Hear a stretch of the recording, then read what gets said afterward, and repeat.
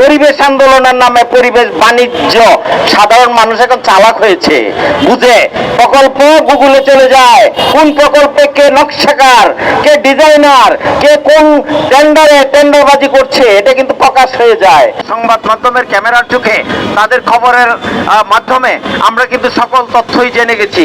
আমরা জেনেছি যে একটি পরিবেশবাদী সংগঠন, যেই সংগঠনটি বাংলাদেশে 25 বছর যাবৎ পরিবেশের নামে আন্দোলন করে আসছে, কিন্তু সেই সংগঠনটি গতকাল তারা ব্যানার নিয়ে তাদের অঙ্গ সংগঠন গ্রিন বয়েস সহ এখানে এসে মাত্র 5 জন কর্মী যারা দিন রাত এখানে কাজ করছিল গত 21 দিন যাবৎ, তাদের উপরে অতর্কিত হামলা চালিয়ে তারা 150 জন লোক ঝাঁপিয়ে পড়েছে মাত্র 5 জন লোকের পরে। এমন একটা ন্যাক্কারজনক ঘটনা বাংলাদেশের ইতিহাসে পরিবেশ আন্দোলনে কখনো ঘটে নাই। আজকে আমরা খুবই লজ্জিত।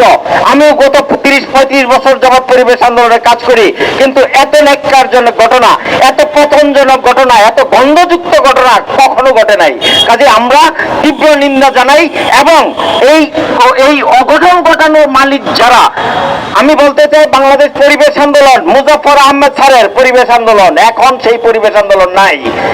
আব্দুল্লাহ বসাইদ স্যারের পরিবেশ আন্দোলন, এখন সেই পরিবেশ আন্দোলন নাই। এখন পরিবেশ আন্দোলনে যারা আছে তারা কেন অন্য একটি সংগঠনের উপরে হামলা চালায়? এই হামলাকারী নেতৃত্ব দানকারী কারা? আমরা আজকের এই সমাবেশ থেকে তাদের বিচার দাবি করছি এবং দেশবাসীর কাছে বলতে চাই, পরিবেশ আন্দোলনের নামে পরিবেশ বাণিজ্য সাধারণ মানুষ এখন চালাক হয়েছে, বুঝে প্রকল্প গুগলে চলে যায়, কোন প্রকল্পে কে নকশাকার, কে ডিজাইনার, কে কোন টেন্ডারে টেন্ডারবাজি করছে এটা কিন্তু প্রকাশ হয়ে যায়। কাজেই তথ্য এবং ডিজিটালাইজ হওয়ার কারণে কিন্তু কারো তথ্য গোপন নেই।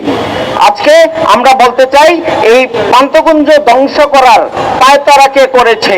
এলিভেটেড এক্সপ্রেসের মাস্টার প্ল্যানে এই পান্তকুঞ্জ হাতিরঝিল থেকে এইটা নামানোর কোনো পরিকল্পনা ছিল না, কিন্তু পরবর্তীতে এটাকে সরকারকে খুশি করার জন্য, কর্তৃপক্ষকে খুশি করার জন্য এইটাকে নতুন ভাবে সংযোজন করা হয়েছে।